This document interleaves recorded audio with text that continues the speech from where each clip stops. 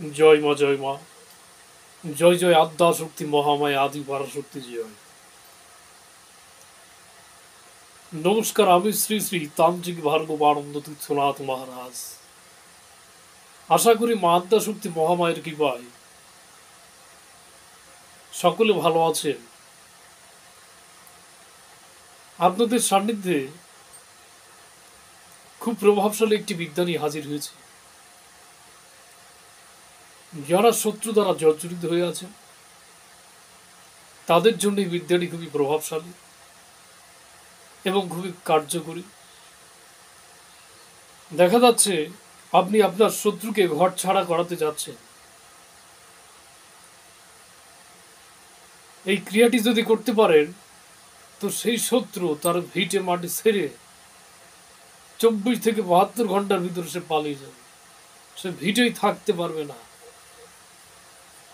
বা কোনো ভাড়াটিয়াকে আপনি ঘাটাতে যাচ্ছেন, সে ভাড়াটিয়া কোনো প্রকারভাবে আপনি উচ্ছেদ করতে পারছেন না, সেই ক্ষেত্রে বিদ্যা প্রয়োগ করতে পারেন।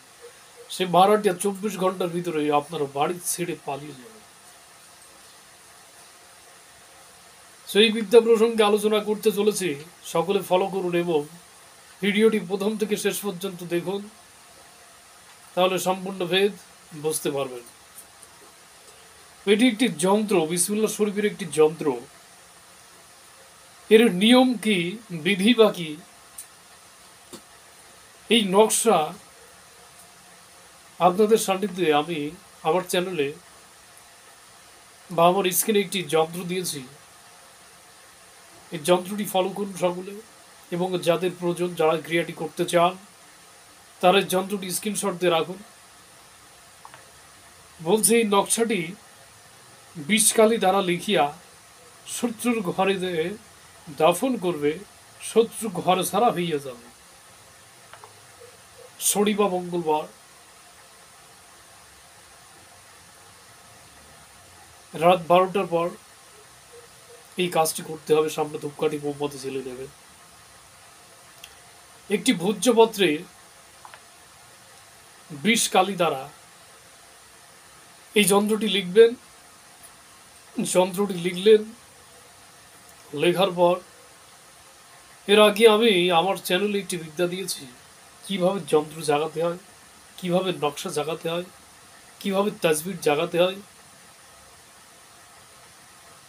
ওখান থেকে মন্ত্রটি দেখে নকশা জাগানোর একটি মন্ত্র দেওয়া আছে।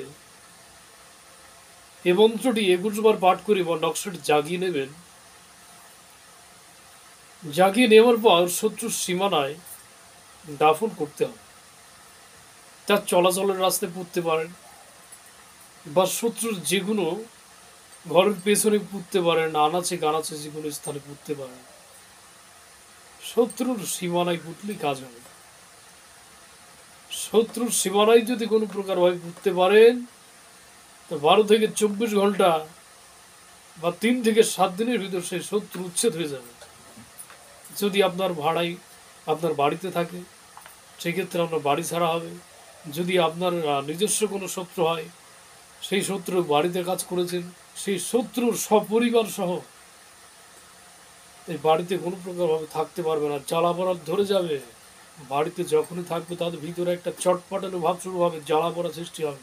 সেই শত্রু স্বেচ্ছায় সে বাড়ি থেকে পরিত্যাগ করবে।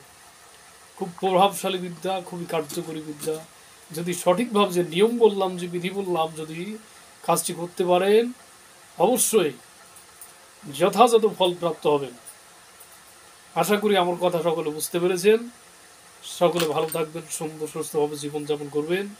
আবারও আপনাদের সান্নিধ্যে নতুন একটি বিদ্যা নিয়ে আপনাদের সান্নিধ্যে হাজির হব। জয় মা, জয় মা, জগতের মঙ্গল।